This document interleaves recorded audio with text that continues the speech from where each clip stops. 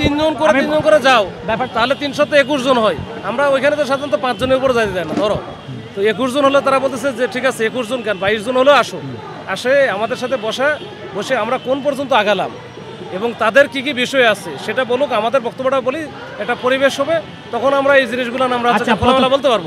এখানে কি বলতে পারবে? আপনি বললেন শিক্ষা উপদেষ্টা এবং শিক্ষা সচিব ডাকা নাই, তাহলে আমরা ওইখানে যে মিটিংটা করব শিক্ষা সচিব শিক্ষা উপদেষ্টা নাই, ডাকে নাই না, আমি বলছি ঢাকার বাইরে। হ্যাঁ, ও তুমি ঢাকার কথা বলছো, আচ্ছা দুইজনই নাই এখন, যেটা আছে ভারপ্রাপ্ত যে আছে শিক্ষা সচিব ওই যে কি মাহবুবুর রহমান পাটোয়ারি স্যার, তো উনি বসবে, তো উনি তো ওই অথরিটি নিয়েই বসবে এবং সে তোমাদেরটাই দেখে।